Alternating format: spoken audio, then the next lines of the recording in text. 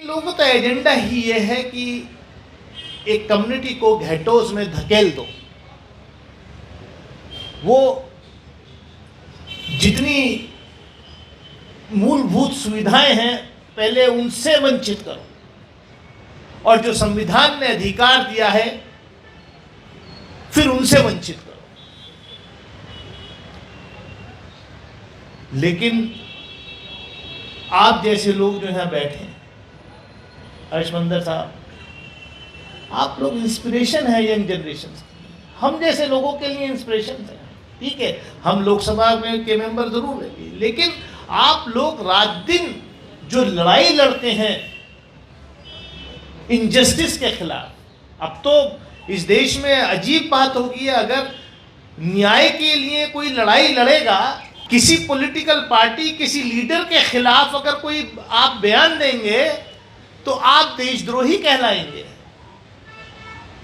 आप अगर सच्चाई बताने की कोशिश करेंगे तो आप जो है स्टेट के खिलाफ आप वॉर वेज कर रहे हैं। अगर आप ये सवाल पूछ लें हुक्मरान से कि आप ऐसे लोगों के साथ क्यों जा रहे हैं, मतलब कमाल है। आज इस देश में हो क्या गया, मैं तो देख रहा था परसों 2 दिन पहले की तस्वीरें देख रहा था कि हमारे देश के प्रधानमंत्री एक ऐसे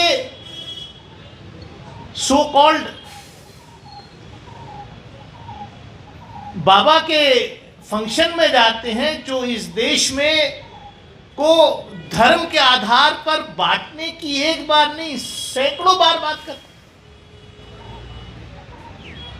जो कहता है कि नहीं ये लो और आप इससे कैंसर ठीक हो जाएगा, किसी में लात मारने से ठीक हो जाएगा, किसी को कुछ पिलाने से ठीक हो जाएगा। छोटा भाई कहते हैं। मैं वही कह रहा हूँ, उसके पास जाके उसको छोटा भाई बता करके आप मतलब आप इस देश को ले जाना कहाँ चाहते हैं?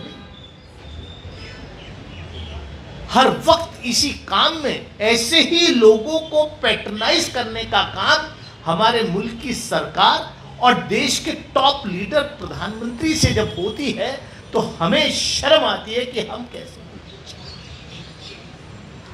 कंपैरिजन करिए कि हो क्या गया है। और माफ कीजिए मीडिया, ओफो, रात दिन, अगर मैं अभी उत्तर प्रदेश के मुख्यमंत्री से अगर मैं अभी आंकड़ा पूछ लूं, मतलब ताज्जुब इस बात का है कि हमें तो ये समझता था कि एकाध कोई ऐसा सरफिरा होगा जिसने हमें लोकसभा के अंदर गाली दी होंगी, वहां तो टॉप पे बैठे हुए लोग सदन के अंदर ये काम कर रहे हैं। उत्तर प्रदेश के मुख्यमंत्री कह रहे हैं हाउस के अंदर, मतलब किसको कह रहे हैं आप भाई? आप देश के विपक्ष को कह रहे हैं। क्या क्या कहा, मैं वो अल्फाज रिपीट नहीं कर सकता। गिद्ध और सुअर जैसे अल्फाज मेरे प्रदेश का मुख्यमंत्री कहता है, मुझे लज्जा आती है, मुझे शर्म आती है। और किसको कहा? खाली विपक्ष को ही नहीं कहा, क्योंकि उन्होंने जो कहा उसकी डेफिनेशन वो कि गिद्धों को ही लाशें दिखती हैं और सुअरों को ही गंदगी दिखती है। मैं तो कहूँगा हमारे देश के आदरणीय शंकराचार्य जी को भी ये सब चीज़ दिखी थी। तो आप जिस धर्म को आप बिलीव करते हैं, आप उस धर्म के मतलब गुरुओं को भी आप मतलब सत्ता का नशा ऐसा चढ़ा हुआ है कि आप सोच नहीं सकते। मैं ज़्यादा कुछ ना कहते, मैं एक बार फिर इतना ही कहूँगा कि एहसान जाफरी साहब के साथ जो हुआ वो इस मुल्क में शायद किसी के साथ ना हो, और ज़किया जाफरी साहिबा ने जो जंग लड़ी, मैं कहता हूँ वो आज की हमारे दौर की किसी रानी झांसी से कम नहीं, जिन्होंने वो जंग लड़ी, इंसाफ के लिए लड़ी। और हम जैसे लोगों को, आप जैसे लोगों को ये प्रेरणा देती है कि आप नाइंसाफ़ी के खिलाफ, नाइंसाफ़ी के सामने आपको झुकना नहीं है।